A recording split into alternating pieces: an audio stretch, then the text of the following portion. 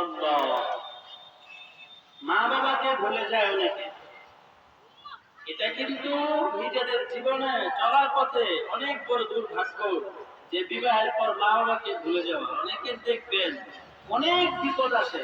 আরে ভাই, আসবে না কেন?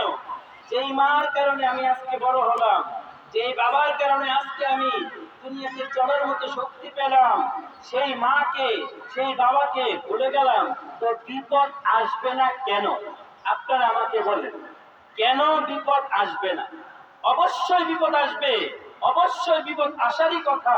কারণ যেই মা বাবার মাধ্যমে আল্লাহ তাআলা আমাকে দুনিয়াতে পাঠিয়েছেন, যে মা বাবা নিজে না খেয়ে আমাদেরকে খাওয়াইছেন, নিজে লালন পালন করেছেন, এমন সময় অনেক হয়েছে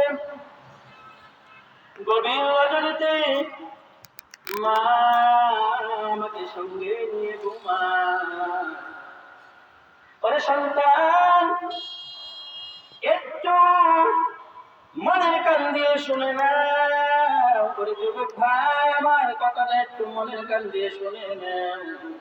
একটু ভাবার চেষ্টা করো।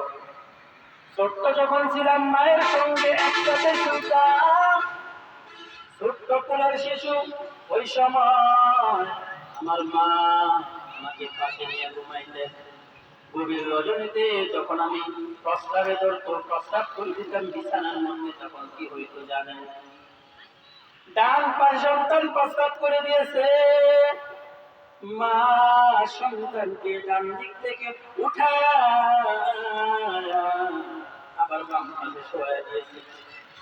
আবার যদি বাম পাশে প্রস্রাব করে দিত, মা তখন সন্তানকে ডানেও প্রস্রাব বামেও প্রস্রাব। ওর যুবক ভাই, লক্ষ্য করে শুনে নেন, কোন মাকে চলে গেলাম। তখন ওই মা তোমাকে আমাকে ডানেও না শোয়া, বামেও না শোয়া, নিজের কোলের মধ্যে রাইখা সারাটা নিজের কোলের উপরে শোয়া রাখতো। এর নাম হলো মা। ইমান আমরা যত সহজ, তার সেবা করাটাও কিন্তু সহজ। কিন্তু আমরা আজকে মা বাবার সেবা করি না, অথচ আমার মা বাবার সেবা করার কথা কোরআনের মধ্যে হুকুম দিয়েছেন, ওয়াবুদুল্লাহ ওয়ালা তুশরিকু বিহি শাইআ ওয়া বিল ওয়ালিদাইনি ইহসানা।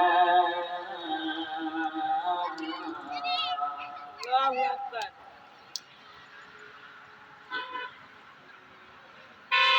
كلام عند قرآن حكيم